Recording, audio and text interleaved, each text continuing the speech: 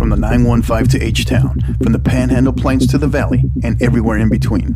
This is the 50/50 Podcast, powered by College Promoters USA.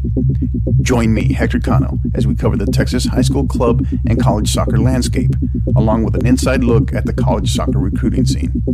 The 50/50 Podcast is a platform about the people and for the people who are dedicated to the beautiful game.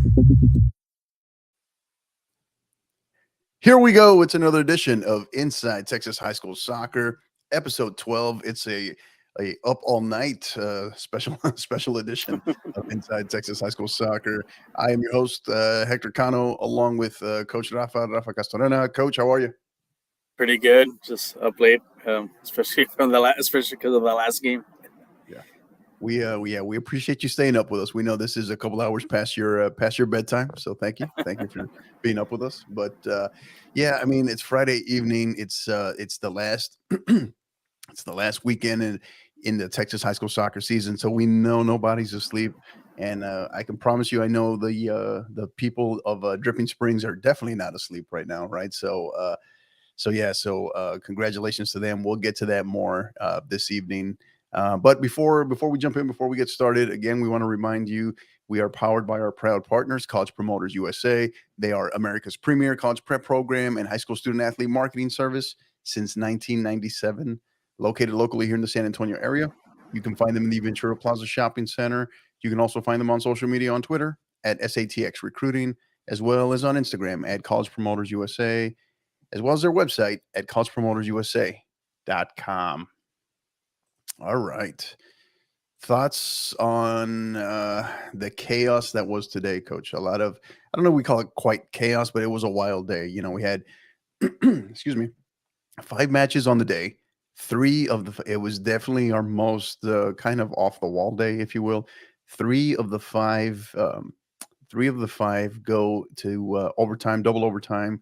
3 of the 4 are of the 6A matches that started today go to double overtime, and then we get our first match that goes to penalties of the tournament, of the state tournament, I should say. Thoughts on today overall in general? I think that's something we're expected, because I know in the past a lot of the 6As you end up, those are one of your closer, more competitive grind out games. We saw it last year. Like I said, it's the same thing this year. But it was a good day, some surprises, and especially one prediction I made about one team that they're the kryptonite that they had with playing certain teams from certain areas. Yeah. And also, you mentioned about the those undefeated teams still having some trouble advancing to the finals. So, I said, Yeah, crazy stuff. So, I mean, it's crazy day, fun day, wild day. I don't know what to call it. Not totally chaotic, but it had a potential to kind of be completely upside down there for a little bit too, especially when we got to 6A, because we knew there was definitely going to be some fun that took place there, and some kind of surprising, eye-opening results as well. But yeah, let's go ahead, and we're going to start. So again, we had 5 matches on the day. It's we started off with the 6A girls Paro semifinals. 4A boys semifinal was the 3rd match of the day, and then our evening matches, games 4 and 5, were the 6A boys semifinals. But we're going to go ahead and start off. We're going to highlight the 4A boys final. We're going to start with what ended up being game 3 on the day. 4A boys final was game 3 on the day. This one was, I think, maybe the final score or the way the match played out was really surprising to some people. But Hidalgo 3, Palestine 0. Reynaldo Cantu is named the MVP. He had two goals, I believe, 2 of the 3, including 2 beautiful goals. One wicked free kick, one wicked set piece, and yeah, I mean. And those 3 goals came in the matter of what I think it was the first 15 minutes, if I'm not mistaken. And it was just something that Palestine had never been down, multiple goals this entire season, and they found themselves down 3 in 15 minutes, and it was a little too much for them to overcome on the day. And Hidalgo cruised from there. Thoughts on this one, Coach? Yeah, it's like what we spoke last night. I think for me, I felt Hidalgo was more of the battle tested team. I know Palestine, like I said, they had the great season, great record. Now, I know they beat two quality teams like in Salina Hmm. and Kilgore, but if you kind of look at the schedule with what Hidalgo's done, and even like if you look at St. Eli too, what they did too as far as who they played. My gut feeling was, is this going to be a repeat for them again? Because they've had trouble playing teams, from the border, and like I said, they've had some setbacks, and Why do you think that is? Why them I in particular? Why them in particular with that region? Why do you think that is? I think a lot has to do is who they play, and the system will play. If you've me look kind of looking back with Palestine, who they've played, and you saw some games that they won like double digits. There's one they won 24-0, but those are against teams that just barely started their programs or just still new or not have maybe not enough of skill wise players or club players. Hmm. And to me, I've even mentioned this to Harry, to even some local San Antonio teams. You got to play tough teams to get you prepared. And if you look at Bernie, you look at Dalu, look at San Eli, they don't shy away of playing some teams higher than them. Like the 5As or six. Well, if you take a look at like the Salina girls, they beat up on some 6A teams. So you're battle tested, and you face some adversity early on, so and you learn from those games, so when you get to these situations like this, you know how to kind of how to turn up the switch and get it going. Hmm. And then maybe that's something. And I noticed in the last few times that they played teams from in the valley, and even watching this game, I can tell they've had trouble stopping a lot of the possession, and they were very confused as far as who to defend, so forth, and they just weren't, like they weren't meshing in the back well, and they weren't there wasn't much communication to kind of settle things down, and like I said, it was like kind of like quicksand for them. They just couldn't recover from the first initial goal, because since that first goal, for them it just went downhill. They just really couldn't. They didn't really threaten Hidalgo on Right. their on the attacking side of the field. So to me, like I said, Hidalgo, if you look at who they play, I mean, they play some of the one of the those top Valley teams. Those 5A like Porter, like Sherryland, who was in the you know in the state semifinal. You got those like Brownsville, Nevada, Burns Memorial. You know, so they're playing quality teams down there, and I don't see that with Palestine. And maybe that's something they need to really look at. Is say, hey, you know what? Maybe we need to travel west to the Metroplex and play some of these teams to get us ready for these situations. And you can tell, and it's not a knock on Palestine, because I said they're a very talented team. For them to get to this far, you know, but sometimes you learn from this, and you say, okay, what's missing? What do we need to do to take that next step? Hmm. And I think that next step is playing more quality teams. If your district is weak, they're not, it's not that strong. You got to go out and play teams. And like I said, if you look at Salina's district is not that very strong. Maybe I think the only team maybe challenge them maybe Anna, but they went to play quality teams, and was the payoff. Like I said, they had a struggle with the Burning Girls, but then the end result, they got a blowout win against Hmm. Stephenville. I think Yeah. Palestine needs to kind of do the same thing. But kudos to Hidalgo, because, like I said, they were real battle tested. And I think also the team, they 2 years ago they got blown out in the regionals, but they had a lot of quality freshmen, and they've matured. I think this is kind of like the journey. And finally, they're most of them are all juniors. They had a good core that took got them to where they're at today. Yeah. Yeah. There was it was interesting how they played out, right? Like I could see like one scenario that I think we could see was Hidalgo Hidalgo gradually pulling away, right? But the way they jumped all over him, right? It was something that Palestine just couldn't really overcome. It was kind of the shell shock, if you will, and from there Hidalgo just kind of cruised. Um, Yeah, yeah. So I mean, interesting play out. I guess the way it played out was, I think, what really got a lot of people um, by surprise. But yeah, again, Reynaldo Cantu is your MVP for for Hidalgo. So as you said, congratulations to Palestine. One thing I did want to mention is some of the there's different schools of thought, but one of the things that I wanted to share with coaches that are listening out there too is some of the data that is coming back that we're starting to kind of see is like, yeah, you're right. You talk about schedule tougher, schedule outside of your region, maybe go to a tournament. But I guess what I would say is some of the data, what it's showing us too, is be mindful of your non-district schedule, particularly tournaments, right? So it's one thing to schedule tough; it's another to overload. Every coach knows their team best, right? It's particularly the amount of club players that you might have, right? And then multi-sport athletes, whatever you got going on, and then of course just the soccer season, right? It picks up, it picks up as the fall club season is winding down, but you still have showcases in there. You still have ID camps in there. You still have you still have club players that are going to different events as well, back and forth. So part of what the data is showing us is maybe still obviously schedule outside of your district, non-district, uh, but maybe take it easy. Maybe don't overload on the tournaments. Maybe don't overload on the tournaments plus the non-district individual matches. Excuse me, as well, because part of what we're seeing is more players that are burnt out, Mhm. injuries because they're piling up, and as we've talked about, the club season just never really seems to relent. It just seems to go further.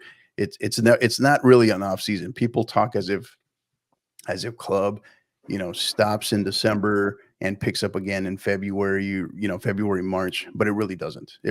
There's um multiple showcase events taking place in December, in January, in February, and then they go right back into league play as well, so on the club side. So um, just something, I guess, something to keep in mind as well as far as when you're scheduling. Yes, try to challenge your team, but understand where your team is. Right. I think that's a key principle. Something particularly for the younger coaches out there. More established coaches think they're going to have a better idea on the pulse of their team that they have for that particular year. So just some things to keep in mind in terms of just having players that are drained by the time you arrive. The one thing you don't want are players that are obviously injured or just mentally drained and exhausted by the time you arrive to district play in mid to late January, early February. So just a tidbit there, but back to our 4A boys final again. Congratulations to the Palestine Wildcats. They are the state runner-up. Phenomenal season, great season, and big congratulations to the Hidalgo Pirates. They are your 2023 4A boys state champion, and as we posted earlier, the state title stays in Region 4. Thoughts on that? It just shows that for Region Four boys uh, that they have pretty much, they said it's been in the last 3 years. It's been the state champion, and this is where the top quality teams. I'm saying the other regions don't have them, but as far as Mhm. kind of, you know, it's just what they have and what they've accomplished shows that they've really have taken over, or kind of like what some of the DWF, the Dallas Fort Worth area for the girls side for 4A. Salina's got a lock on that, and I think the last champions have been from the Dallas area with Midlothian Heritage, because they won 1-2 Stephenville. So that's the opposite side there. But for boys, like I said, 4A's kind of been the hotbed for they're here in Region 4 for 4A's boys soccer. So who's to say for next year? I think Hidalgo does return a core group. They're probably going to be for especially Region 4 and also the team to beat. We'll see what happens, but I'm sure there's like I said, there are other quality teams I know here in Region 4 that we've seen. You look Mhm. at teams like Davenport, I'm sure Bernie will bounce back. Some newcomers like that Right. Corpus Christi London team. And then, Mhm. then you have the teams out west. You had your San Elis, you got Diamond Hill Jarvis, full of game short. Even the Stephenville boys, they've Yeah. have taken some deep runs. And then because that Palestine's been kind of the king of the hill there in Region 2. but now they have, like I said, with Salina and Kilgore, so they have Yeah, some yeah, yeah, challenges there. yeah. So, but one thing is, I noticed that 4A soccer is starting to really kind of pick up, get a lot better. There are a lot of new teams are popping up, Hmm. but the thing is, the quality of play is getting better and better each year since the Yeah, inception of 4A. yeah, no doubt for sure, for sure. So, all right. So again, that is the 4A boys final. Hidalgo, excuse me, Hidalgo Pirates are your state champions, and that was also game three on the day. So we wanted to highlight that match first. But going back to the beginning of the day, we wanted to start. So the day started off 9:30 a.m. again. Game one, the 6A girls semifinal number one between Wiley East and Fort Bend Ridge Point. Wiley East came in 28-0 on the year. Fort Bend Ridge Point 23-0-5. So a pair of undefeated teams. And this one was quite arguably the match of the day, right out of the right out of the gate. We mentioned that 6A started with a bang, and this was this was one. Excuse me. There ended up being what, three lead changes and a tie at one point in this match, right? They were so Ridge Point jumps all over Wiley East, 2-0, a quick 2-0. Wiley East, crawls right, gets back into it, comes back, then takes the lead 3-2, and then Ridge Point ties it and then overcomes and wins it. And in double overtime, this one goes into double overtime. And it was insane. Really entertaining matchup to start the day. Thoughts on this one, Coach? Yeah, this was gonna. I knew this game was gonna be back and forth. Like I said, I did mention, I thought Wally was gonna be the favorite here, and if they got in a lead, they would win this game. But if Ridgepoint kind of flexed their muscle, because like I said, they've been here before. They were here last year. They would use that experience to kind of, if they got a lead, to maintain and so forth. But it was, like I said, back and forth. It looked like it was the Richmond. Like I said, I got back in time just to kind of see the second half, and just it was a Richmond looked like they're going to run away with it, and then Wiley East, kudos to them. They flipped the switch on them and end up taking the lead, but they just couldn't hold on to that lead. I think they kind of ran out a little gas towards the end because Bridgepoint just was really relentless on their attack. They were pushing, pushing, pushing. Right. Their Right. speed was hurting them. Even the play on the outside was really kind of stretching them out. And finally, they were able to get that equalizer right before the end, towards the end of the game. And then Bridgepoint just kind of took over from there, and it was able to get the win. And like I said, Wiley just couldn't they Mhm. just couldn't really muster up anything in that second overtime. I think like I said, they just had run out of gas. So they gave all they had, kind of Yeah. cut through everything into the into the sink, and just couldn't get that goal.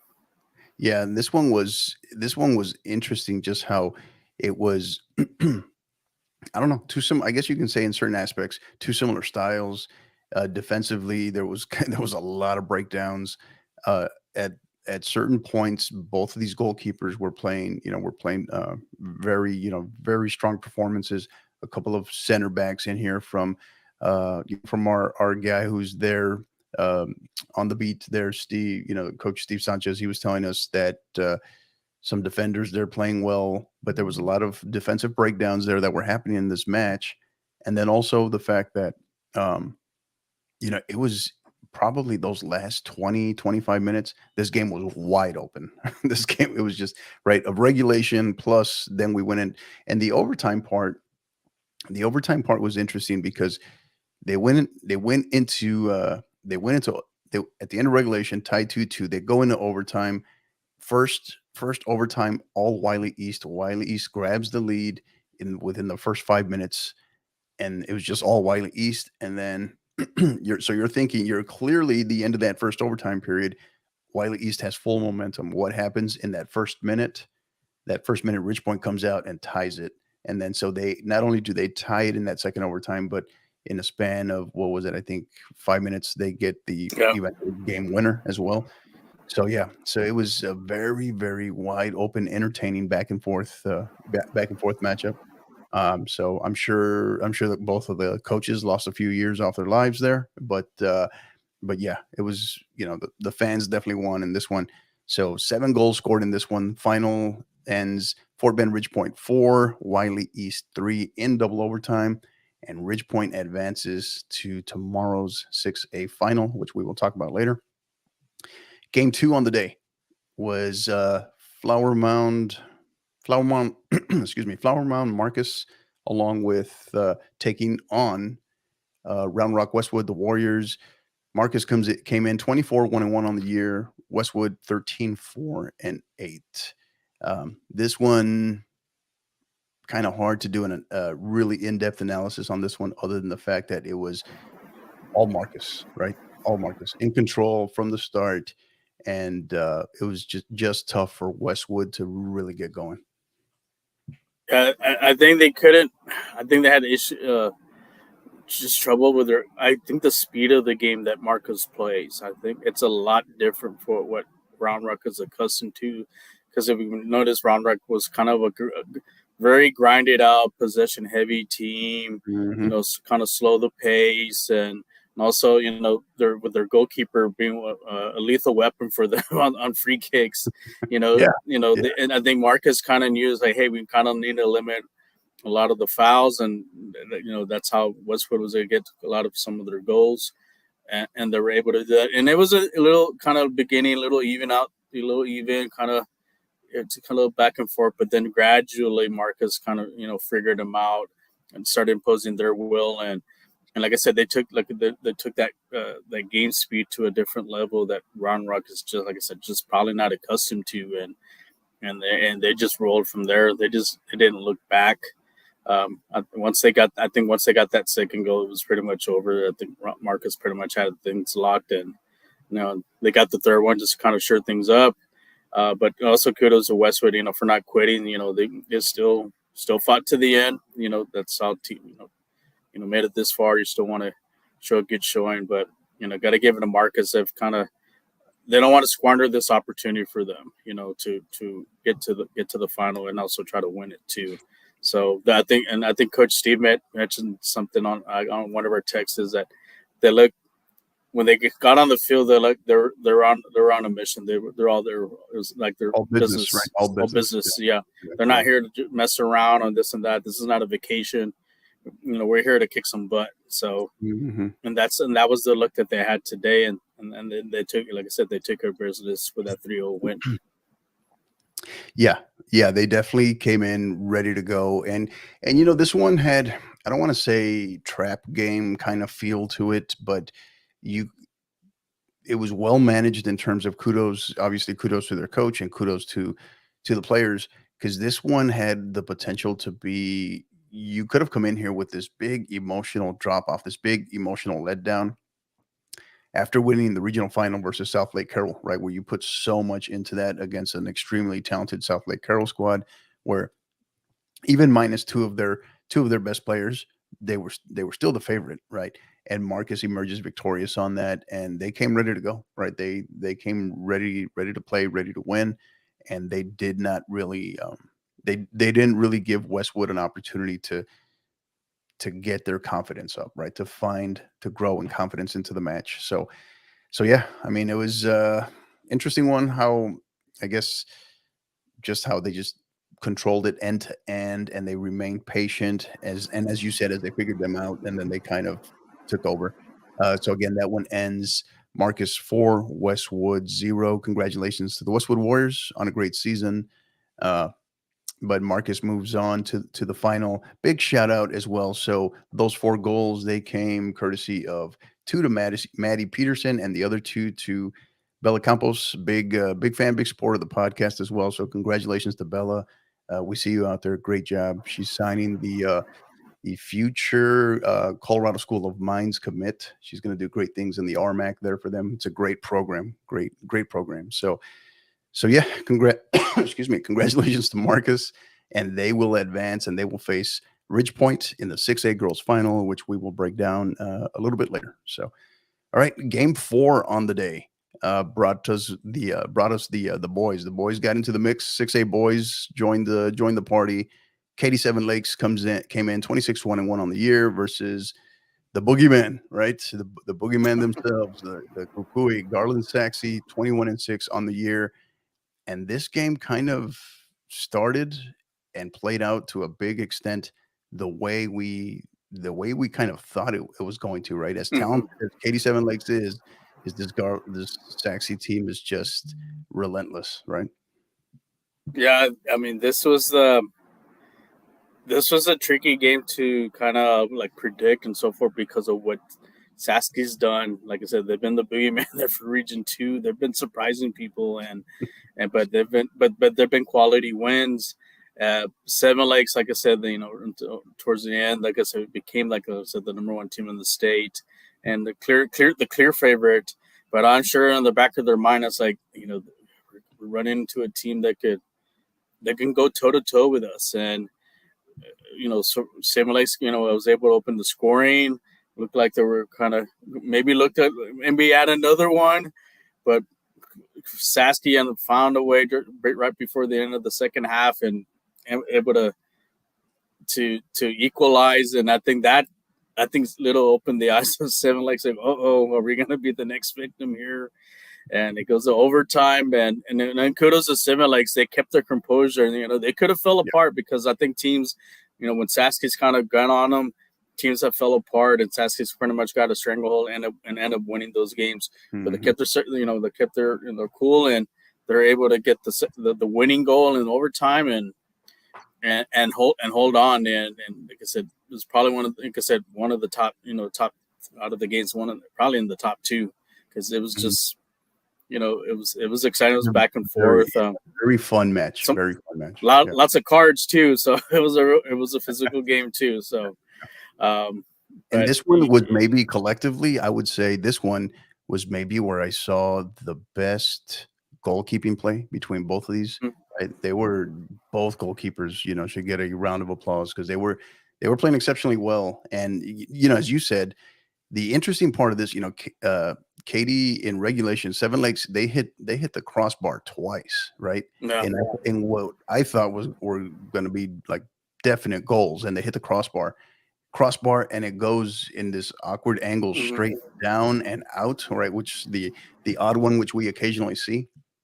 And then the game is tight, right? And this is late in the second half, and then you start to wonder, it's like, oh man, this could it be Saxy after all? Could it, because they could at that point you could make the argument that Seven Lakes should have already been up 3-1, and then next thing you know, game's in overtime. Game goes into overtime, and then Seven Lakes finally figures it out. And but yes, still a very entertaining game. You could never really count out Saxy until there was no time left on the clock. So this one ends again in double overtime. This was our second double overtime match of the day. Katy Seven Lakes 3, Garland Saxy 1. Seven Lakes advances to tomorrow's 6A boys state final.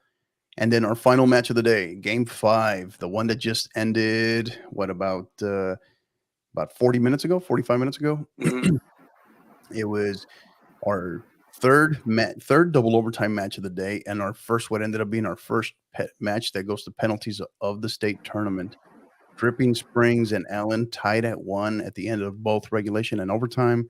Dripping Springs wins it in penalties 5-3 and will advance to tomorrow's state final versus Katy Seven Lakes. Thoughts on this one, Coach? Clearly, like I said, Allen was the favorite. Like I said, you look at record wise, and Allen, like I said, they've won some close ones. Like I said, like that one against Urban, they were able to get them to the overtime game and win. Yeah. So they beat some good quality teams, and especially even during the regular season. Uh, but also kudos to like Dripping Springs, for being a fourth place team to come out of nowhere and get hot at the right time and knock off some good teams in Region Four and make it here. So it was gonna be a fun game because also Mhm. realize that Dripping Springs made the final last year as a 5A, so they had experience, so which Allen didn't have as when it regards to these type of games. So it was going to be an interesting chess match here. Who's really going to impose their will? Early on, you had Allen, right from the start, kind of get on them right away. Like I said, they were able finally to break through, got a great goal. But they were just unlucky. They just couldn't get a second one.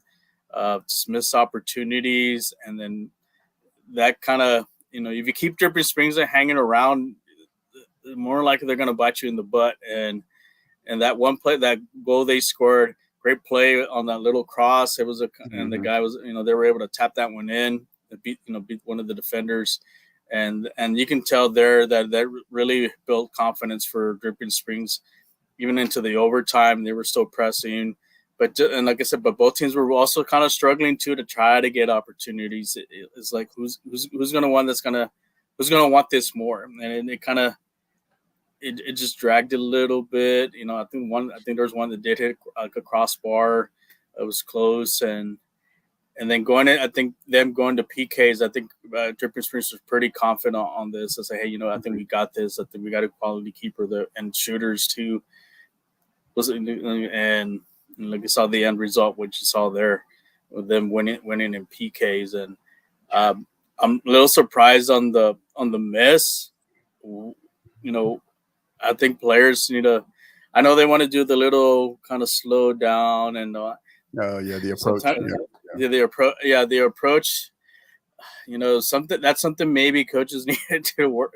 Some have to work on is mhm. have a better approach with the ball. I think he would just go in one Yeah, full yeah. swing, and then Not a big fan of it either, but it's also a heavy influence by the pro game, obviously. yeah. I mean, unless you're gonna Palenka the goalie, which is real difficult to do.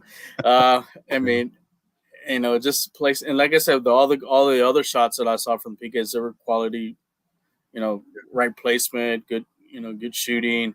But yeah, that one little mistake really, I think when I saw that miss, I knew that, because you know what, this. I think Dripping Springs is going to take this, because they were very motivated, especially once they made their, just the placement of the kicks. There wasn't no pressure on them. They did what they had to do, and I think that miss also kind of, for the other players, even though Allen still made their penalty kicks, but it put a lot more pressure on them, and Mhm. like I said, they just couldn't recover from after that miss. Yeah, yeah. So every man Dan's in here. So great question, actually. As coaches, do you think, as often we get great stuff from him, but as coaches, do you think teams need to practice penalties before playoffs? Absolutely, absolutely. It's kind of one of those things where you're practicing, you're making it a point to practice them. Kind of religiously, making it part of your routine during the season, whether it's a district that goes to penalties or does not, where you got to practice those. And some of them can be a little bit more, because you have to figure out, without practicing them, you also have to figure out your your routine, and what's going to be the your shooters that you're going to call upon, right? What is your depth chart on that? Because what you'll often find too, with the interesting thing about penalties, is there are great scorers in the run of play of a regular match that struggle with penalties, right? Because it's a set play, set, all eyes on them, and because it's a set piece up against 1v1 against a goalkeeper in a static position. There are some great finishers that struggle with penalties. They're just not necessarily great penalty takers, and they need to get more of those reps. They need to get more of those reps for sure. So um, and so part of that process is finding out your depth chart over the course of that season, over the course of the season. Definitely when you get into playoffs, got to be practicing those regular. If you're introducing penalties, if you're a district that does not go to penalties over the during the district play, but then you're introducing it for the first time in terms of practice in the postseason, it's like you're going to have some trouble, right? It's Yeah. something totally foreign, not part of the routine that you're introducing for the first time. So you definitely have to practice those. But yeah, thoughts on that, Rafa? One thing, what like for me being, with coaching, and especially being a goalkeeping coach, one of the things, especially the ones that we're going to take the PKs, I give them little secrets, tidbits, what to look as far as what the keeper's doing, tendencies. Hmm. uh don't look at don't look at them, just kind of, just little different things. But also, you know during this, like I said, you as a high school coach, you really need to start working them, from the start of the season. Work on technique, Yeah. and that's the thing that I'm not seeing a whole lot. Is good technique as far as the approach of the penalty kick. Uh, Dripping Springs showed that they did have good technique on this, and I saw some good things on how they Mhm. approached the ball. But what Yeah, you you saw can on tell. that You can tell. Yeah, on you that can on that miss, you can tell he was nervous. And me as a coach, like, do I put, who should he have been the first shooter? Usually you want to put your sniper in, the one that is very confident that's going to put it in away. Now And that's you a know, whole other conversation, right? Because then in terms of your order, right? There's so hmm many different schools of thought on that. Yeah, that's a that's a whole other conversation, right? But yeah, yeah, for me, I like to set the tone right away. And then, right. but on the flip side, being a goalkeeping coach, I tell my keepers to watch the body language and also to get in their heads too. Mhm. And also what I've kind of, for me, I've noticed, and what I talk when I work with keepers, is just looking at the kind of, when I look at penalty kicks, even watching TV, how they angle themselves. And a lot of the times how they angle themselves will give away where they're going to shoot, and the footwork and so forth. And if you teach them little things like that, Mhm. most of the times, like I said, I don't know, with the keepers I've had, and actually I was in a situation that I needed to stop. My keeper had to stop a penalty kick to get us in the playoffs or club, and he got into the guy's head, and I know he yelled the word keeper before he kicked the ball, and the guy shanked it. But the thing is, there's a psychology part to it as well. Yeah, the plant foot usually like, yeah, Dan, Airman Dan, the plant foot usually kind of tells you, but also the angle, Hips. your hips, the hips, and that's something that, like I said, one thing I've been like I said, I do watch a lot, especially on penalty kicks. Tendencies of these shooters, how the angle of their hips are, and most of the time that tells you where the ball is going to go, and that's where I tell the keepers kind of see where that. I know even the placement of the ball too, because sometimes they like to shoot at certain angles and stuff. Um, so it's a Yeah. I guess penalty kicks is a science. You just have to have really good technique as far as approach to the ball. But on the Right. flip side, with the goalkeeping, you have to kind of really know the psychology of it, and also know the mechanics of the shooter, and then that's going to help you, be able to stop a lot of those kicks Yeah. in the end. Yeah, yeah. So much of it really is it's a crapshoot, right? It's a roll of the Mm-hmm. dice. But what you can control over the course, over the course of a season, over the course of the postseason, is your training, your regimen, your routine, the practice, right? That you can control, right? So, and then one of the things that I often do, and why I have a particular depth chart as well.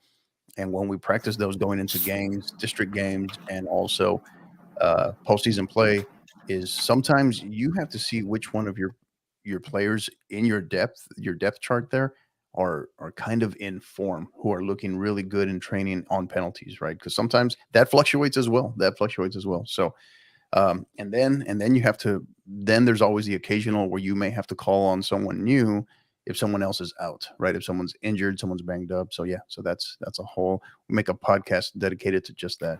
So great question. I think, Great yeah, question. Great thoughts by Everyman Dan. Thank you.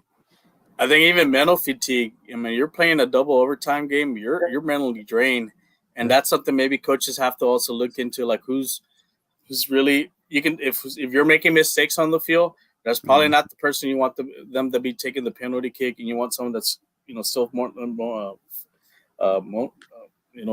mentally sharp. That way they can really, make the placement of the ball and so forth as far as Yeah. approaching for those PKs. Right. Right. So yeah. So this first segment here, as far as looking back at today, is brought to you by our good friends at Gipper. Gipper is the way that schools, athletic departments, ADs, and coaches create world-class marketing content. Join over 2,500 coaches, ADs, and programs, and use Gipper to create high-quality, visual branded graphics for your program.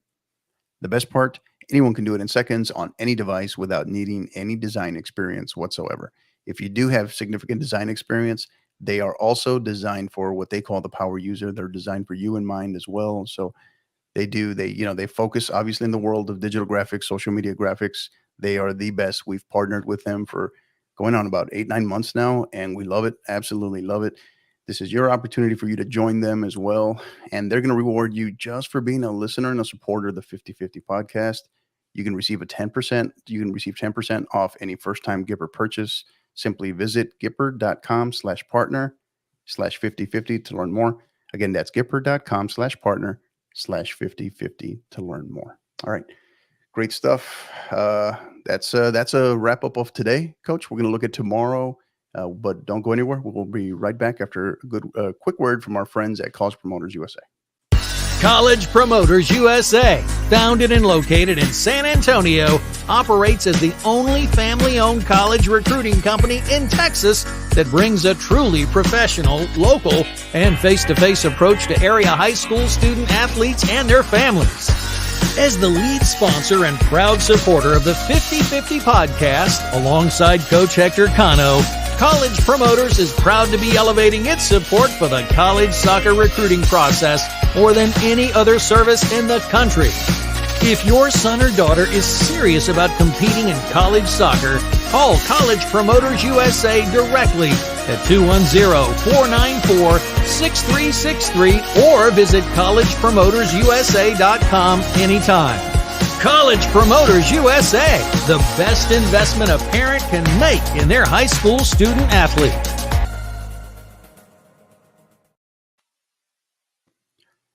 And we're back, episode 12 of Inside Texas High School Soccer. It is the Up All Night edition, as we dubbed it at the start. Proud and excited to be here with you after a long day. Yesterday or today really it ends up being, usually is the longest day of the state tournament, with, again, 3 of the 5 matches going to double overtime. So now it's time to look ahead to tomorrow, Coach. Championship Saturday. All state title games tomorrow, 5A girls, 5A boys, and then followed by 6A girls, 6A boys.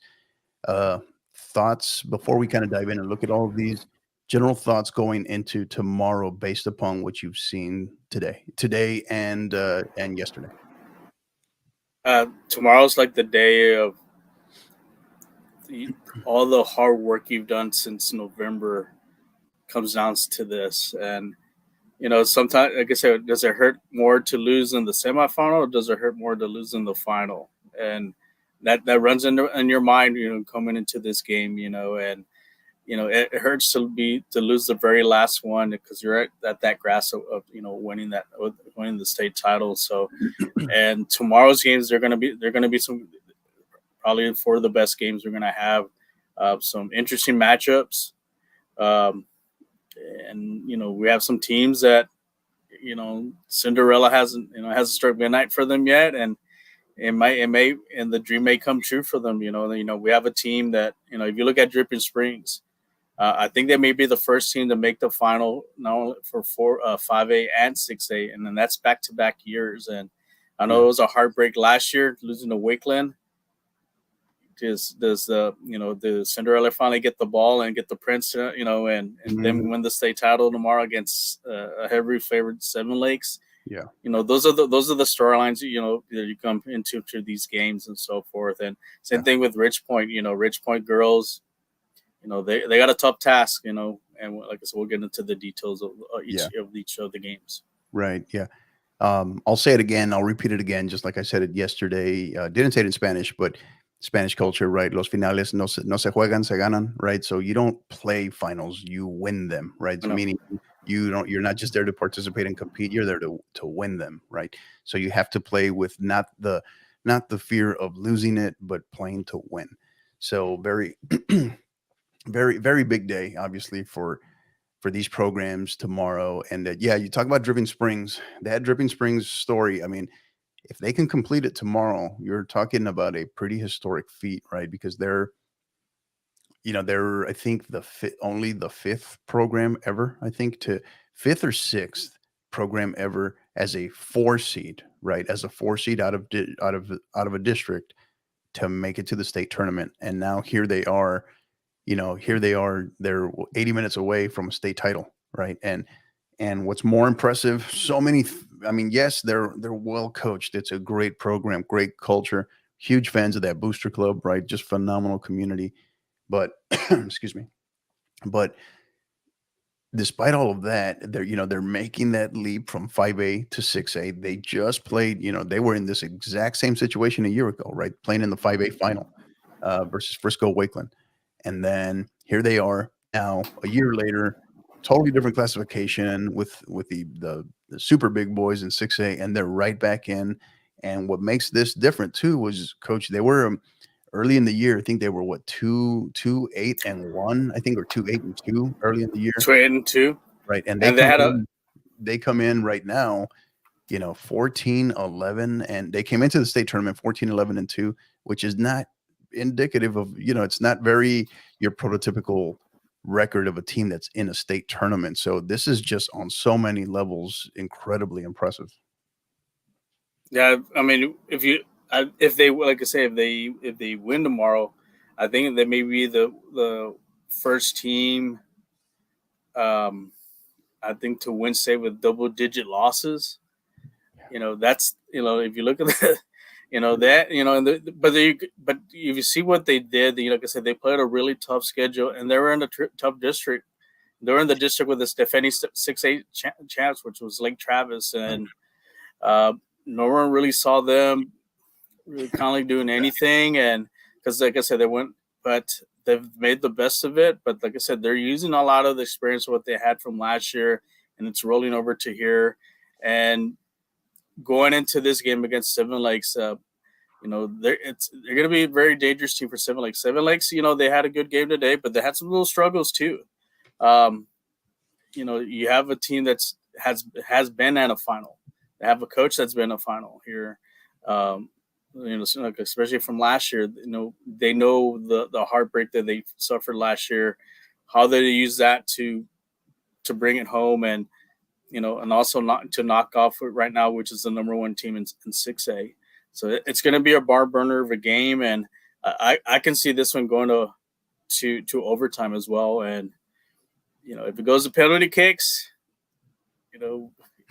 maybe Cinderella may end up carrying that trophy at the end of the night. So that's gonna. I think it's gonna be one of the best games we're gonna have. For Saturday. Yeah. So, all right. So we'll go ahead. We'll take a look at the quick order here. So game 1 on the day, 5A girls final, 11 a.m. Grapevine versus Frisco. So really quick before we dive into that, I almost forgot. A quick breakdown of these schools in the 5A and 6A finals today. So a quick snapshot. 4 of these teams from the DFW area, North Texas. 2 of these teams from South Texas in Houston. 1 from the Central Centex area in Austin, and then 1 from far West Texas in El Paso. So something to look at. I always like looking at those snapshots, but again, back to game 1, 11 a.m., 5A girls final, Grapevine versus Frisco. Thoughts on this? This should be a good game, but I think it's Grapevine's year to win this one. I know last year they got knocked off in OT. I think they had it in their grasp, but Wakeland took it from them, and I think they've learned from that. Yeah. They had a good come from behind win against Swinson Valley, and I think they're using that. I think that momentum to this game. Frisco, like I said, they weren't really expected to get to make it this far because they weren't the favorite yesterday, and going against Georgetown, who playing in their own backyard, everybody thought that they're going to win this, but Frisco was able to get one in and kind of stymie Georgetown from scoring, and now here in this situation, I think if Frisco can kind of slow down things, manage those throw-ins. Like I said, they can probably pull on another upset here. Okay. But Grapevine, I think they're they're being coached well. They're peaking like I said, they've been peaking at the right time, and I think also for what they learned from last year, I think if they get a lead, they're gonna know how to maintain it. Mm-hmm. And I think I'm gonna give them the edge. It'll be a good game. I think maybe like a 2-0 game for Grapevine. Yeah, interesting. The Frisco one, how it played out. But yeah, I think obviously they'll be ready. They're tested where they play. Grapevine for sure. I mean, Grapevine is just the one of those on a mission teams returning to the state title game, which is hard. That in itself is hard to do one time, let alone back-to-back years. And it tells you a lot in terms of the character of the program, the coach, the players. When you can overcome that in a defeat, especially in the way that they lost to Wakeland last year, right? Where they had it and it slipped through their fingers, and they're right back here this year, a year later.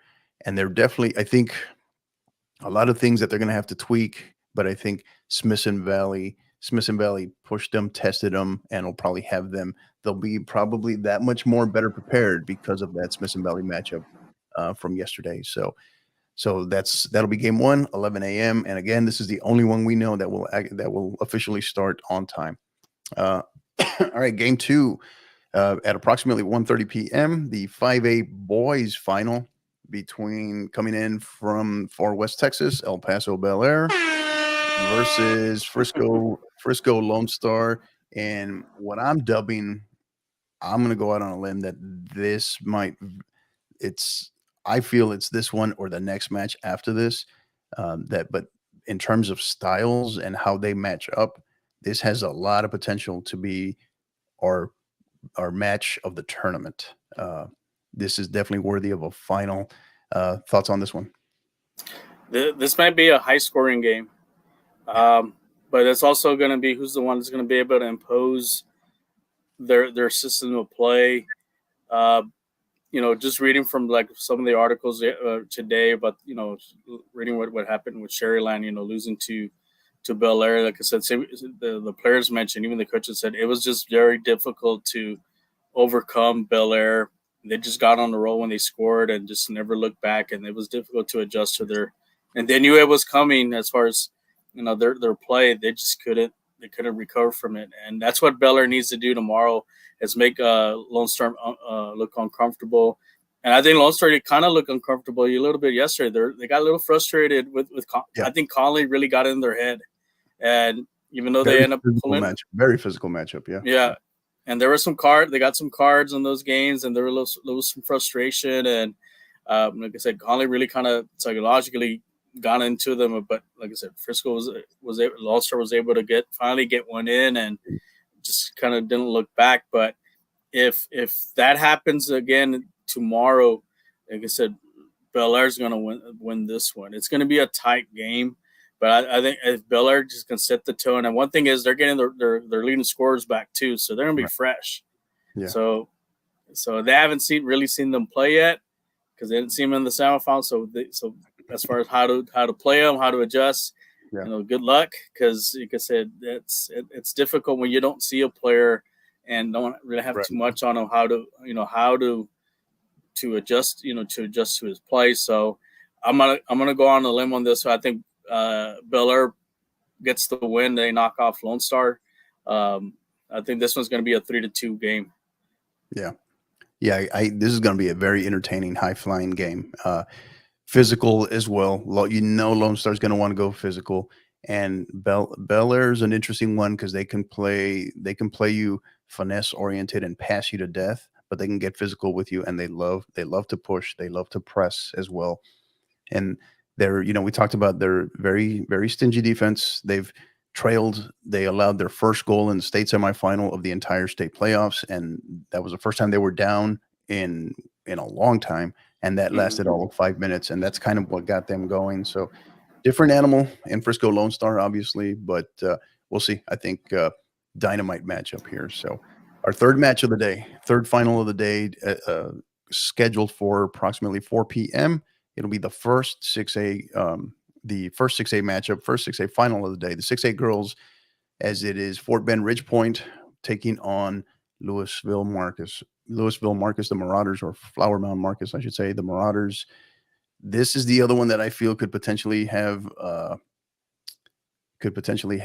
tournament or match of the state tournament feel to it, almost, depending upon, we saw what Ridgepoint did today.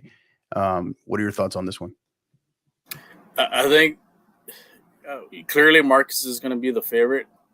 Like I said, look who they've beaten. Like I said, and I think they didn't have. I'm not saying that Westwood was an easy game, but that they got the kind of like the greater result. So that I'm sure they're able to rest some players. Ridgepoint and had to go to extra time. So, and then like I said, you have to do a quick turnaround. One thing is can Marcus stop this the speed of Ridgepoint, and I think that's what hurt Wiley East was their speed, especially on the wings, and if they can play the ball outside and fast and quick, they may be able to do some damage against Marcus. So Marcus is really going to have to defend well there. But also, Marcus, if they can kind of grind it out, kind of what they did today, push the ball up, and like I said, they had great form today. And like I said, are they willing to finish the fight today? Because they're going to be in a fight, and we're going to see who can outlast who. This could also has potential to go to overtime as well. Just kind of this, depending the speed of the game. Can Ridgeport outgas Marcus? Wear him out, or can Marcus just say, hey, we're going to neutralize their speed. Let's more work on the possession and get the ball up, take shots from outside. And that's what I'm noticing a lot. There have been a lot more shots from outside the 18 that've gone in. Oh yeah. And so the keepers have had troubles kind of stopping those plays, and whoever has the better shooting at set pieces, that could also be the difference of who wins this game tomorrow. Right. Yeah. Hey, our good friend Mike Hoops, Mike Youngblood is in here catching up. I wanted to shout out to our Texan Live cameraman, Dre Matula. I'm assuming that's how you say it, Mike. So we'll give shout out there to Dre, who does what did he say in here? The camera. He has the camera on stadium screen and on NFHS. So, all right, great stuff. Great to hear from you, Mike. Hope you're well. Great coverage. This guy's done a ton.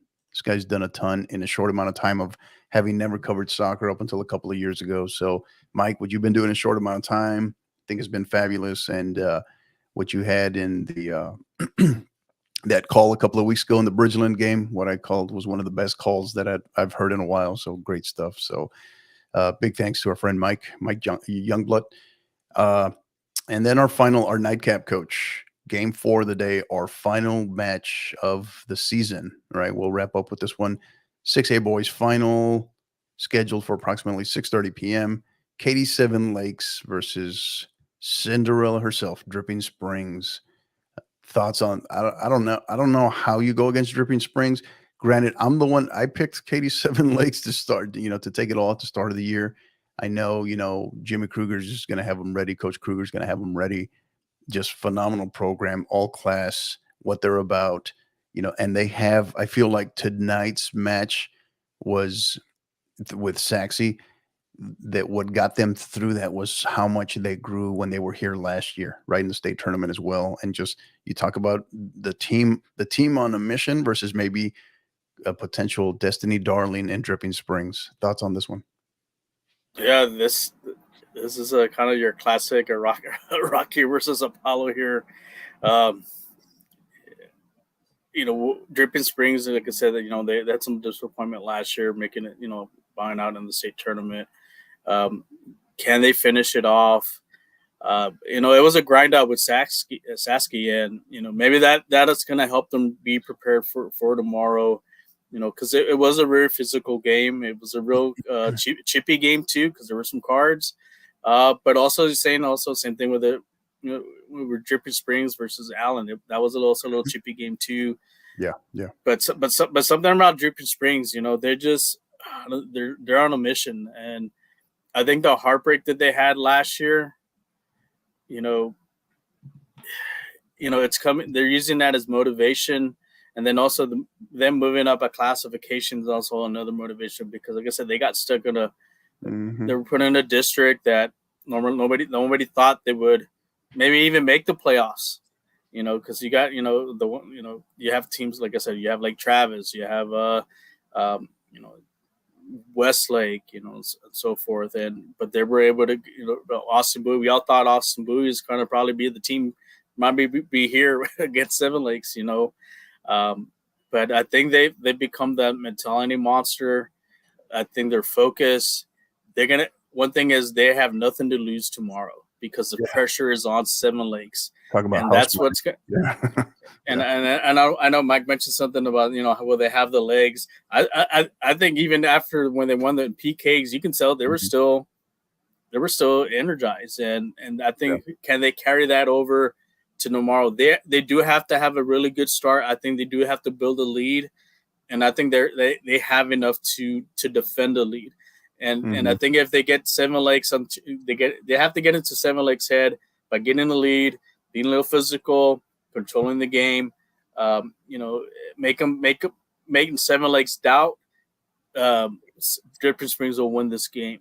But if Seven Lakes gets, if they can get hot, like they've done this, like I said, they haven't lost since their first game of the season, and they've been on the roll, and can they finish this? So the pressure's on them, but I think it's also going to be one of the most exciting games too. And if this goes to PKs, I'm going to favor Dripping Springs because you could say technique wise, as far as taking penalty kicks, they're on it. Yeah. And like I said, they've been on some grinding games, especially in the Region 4 game that they had one game against one of the overtime games they had. They were able to come back. So it's going to be a bar burner. Yeah, I think Seven Lakes will be the favorite, but don't be surprised if Cinderella cashes in tomorrow. Yeah, Mike mentions in here. So will Drip have the legs like Travis get to sleep at home and warm up like normal for the championship game? It's a great point from the standpoint of they're going to have to turn right back around, and they have less rest time. They got to turn right back around and play this match approximately 20 hours after they just played tonight, right? I guess the one neutral piece is both teams, right? Katy Seven Lakes as well went to double overtime as well. The difference being obviously penalties. The penalties piece that can kind of work for or against you. I've seen this before, right, in tournament play, where sometimes the shooters can get into their heads in terms of, hey, we just won in the semifinal, but then they get into their heads in terms of, okay, they saw me, they were scouted tonight. What do I need to show differently, right? Do I do the exact same thing? Do I need to now go to the other side in the event it somehow goes to penalties again, right? So it's not as quick in terms of just because they saw penalties tonight that it's automatically, Drip's advantage if it goes to penalties again tomorrow. Different schools of thought. That's kind of the counter argument there.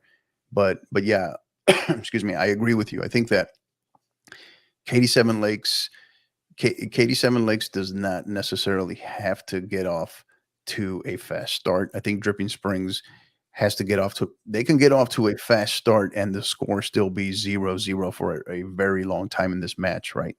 But it's not the score line, but what is the match?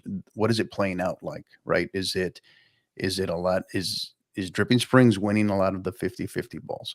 Is there a line of confrontation at a certain point, and are they forcing Seven Lakes to have to play negative and play backwards, right? To kind of reestablish possession playing out of the back. These are some of the things. And then set pieces, right? Set pieces. Dripping Springs going into halftime of tonight's match, they did not have advantage on shots on goal, shots, corner kicks, none of that. And yet they went into halftime tied at 1. So that's kind of one of those two where you're kind of, it's a final. It's a final. Anything can happen, right? Anything can happen. So the styles make the matchups. This will be an interesting one.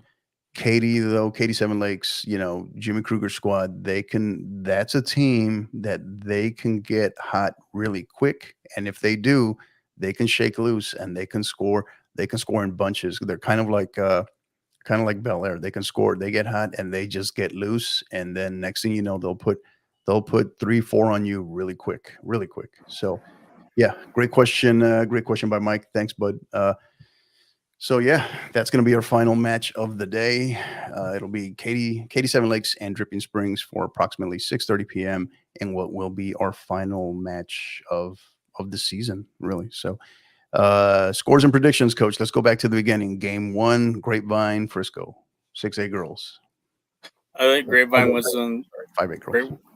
5A girls. I think Grapevine was on. I think maybe 3-1. 3-1. Okay.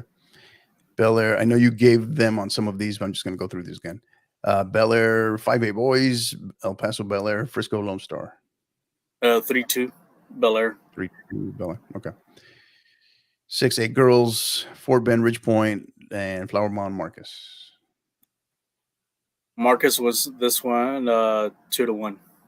2-1. No OT in this? No double OT in this? Possibly, But I think Marcus kind of sees it. I think they need to win this in regulation. Yeah. I think Rich Point knows how to win in extra time, and they have that momentum for that. Like I said, they have that bad taste in the mouth from last year. So Okay. Marcus needs to kind of squash it right there in the 80 minutes and get it I done. think given what I saw today from Ridge Point and their style of play and defensively and how Marcus is playing right now, I have a hard time seeing Marcus only score 2 goals. I can see a lot more than now. Don't get me wrong. Maybe it's 3. I don't know. But the way they're playing right now, the question is how can Ridge Point come back, right? What can they do in the attack offensively against Marcus's defense? That I think that's the key question, right? So, all right, and then our final one: Katy Seven Lakes and Dripping Springs.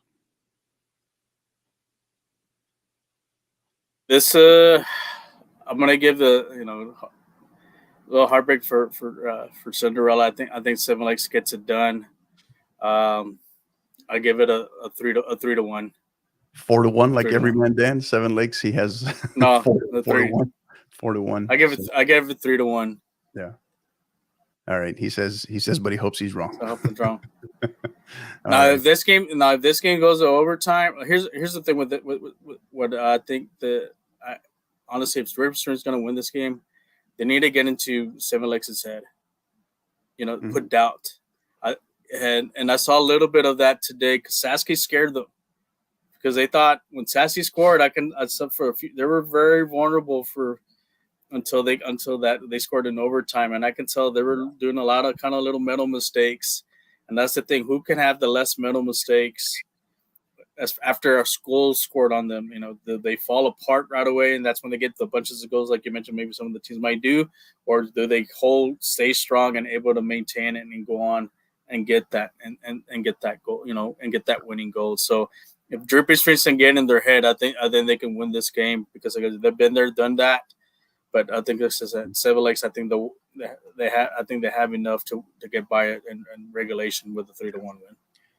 Mike with the homer call of the day, the Tigers by 1 million. So I don't know if they can get to 1 million, Mike, but we'll see. So great stuff. All right, so that's going to do it for a segment there. Looking ahead to tomorrow's final day of the season. So segment brought to you by our good friends at Global Scarves. For those of you that may know, we just partnered with Global Scarves recently, about 6 weeks ago, and they are the top provider of custom knitted scarves, beanies, and other fan merchandise. They really do great products. Our representative there, Kyle Wall, he's the Southern States representative. Phenomenal guy, phenomenal company. Please look them up. All merch is fully custom with free design services and free shipping on all orders. You can contact them at info@globalscarves.com. Again, that's info@globalscarves.com. to get any free designs or quotes built out for your school or club. Simply use the code hashtag 5050pod or just mention the podcast, the 5050 podcast, and they'll be sure to take care of you. So, all right, Coach, that's it, man. That's gonna do it for tonight. We got one more show to go tomorrow. Final thoughts or stoppage time. Final thoughts, messages, thank you, shout outs, anything. What's on your mind? Just like I mentioned, congratulations to Hidalgo for winning the state title today. And then tomorrow we get to crown 4 more. I know the players out there who are advanced to the finals they're back in their hotels, kind of get some rest, get some sleep, live the moment. Because like I said, it's hard to get especially to this game. And it's hard to get sleep the night before. Too. So use your lavender oils or eucalyptus to kind of calm you down, or light some candles just to relax you. Do some yoga or tai chi. That's to get you prepared for tomorrow. But just like I said, regardless of the results, like I said, just live the moment, enjoy it, have fun. Like I said, there's a very few select players can get or teams get to this point, and you should be very proud of their accomplishments to get to the very last day of high school soccer for Texas, and you get to play it. Excuse me. Yeah, no doubt. Every man Dan here with a comment, a compliment to the boogeyman, the Kukui, and in Sac City. Forwards were killing the Seven Lakes defense all second half. Some very good play. Yeah, no doubt. They're the real deal. So, and we got Mike in here. So played really well. Sac City played really well. Regional 2 sectional final. Really, yeah, I agree. Sharp squad. Well done. So great stuff. Awesome. So I guess my final thought of the day for today, and is just really kind of echoing a little bit of what you talked about, is to all our, everyone, pretty much everyone's going home tomorrow, right? So our 4A squads, we've crowned 2 state champions now. So congratulations to both Salina and Hidalgo. So we've crowned 2. We got a couple more to crown tomorrow, but everyone that's made it to state. So from the coaches to obviously the student athletes, to the trainers, the administrators, everybody that makes it happen, the TASCO reps that are out there as well covering it, and even the media, hopefully the larger growing independent media. If we can have UIL continuing to be open to allow more and more the independent media to cover the state tournament, I think everybody wins in terms of being able to grow the sport and ultimately getting more people to the event, make it an actual event, because it really is, as I call it, a festival of football, right? That's really what it is. And it's been entertaining. We've seen some phenomenal goals. We've been treated to some great games. And I think it'll all culminate tomorrow. And excuse me, as we mentioned, tomorrow. So tomorrow we'll be coming to you approximately 30 minutes or so after the final whistle of the final game. So look forward to that. We'll be putting that out there. We ask that you please join us. Thank you tonight to those that joined us, Everyman Dad, Mike as well, Mike Youngblood, but our supporters, our listeners. Again, you can find us on social media, on Twitter and on Twitch at 50_50pod. You can also find us on Instagram at 50_50 podcast, and on YouTube at the 50_50 podcast. Go on there on YouTube in particular, subscribe, sign up for notifications, and just kind of spread the word. Twitch is the one that we're trying to grow slowly. It's a little tricky one, but and Rafa, where can they tell us a little bit more of the San Antonio Soccer Roundtable as well? Yeah, San Antonio Roundtable. You can find us there on Twitter, SATX Soccer. Also, you can find us on Facebook. That's where I do a lot of my live streaming games. We're also on YouTube, Twitch, Instagram. And also follow our second show too. We have the SAFC Fancast, which we host on Sunday, usually on Sundays, and we're on the same platforms too. That's our recap for everything at San Antonio FC, which they have a big game tomorrow against the final rematch from last year, from November, against Sioux City. So should be a fun game. Mm-hmm. Yeah, no doubt. Oh, and I almost forgot. And one thing, we did mention her earlier, but one more time, give her a big shout out. Marcus Stud, that had a phenomenal game in the state semifinal today. Bella Campos with 2 goals. Big supporter of the podcast. So anytime we can get one of our athletes that's a big supporter of the podcast, we'd like to shed some light on that. So congratulations, Bella. Best of luck tomorrow in your final, to you and your teammates as well. So yeah, great stuff. So Mike chiming in here. I know he mentioned the Q2 hosting the tournament, but we'll save that one for another day.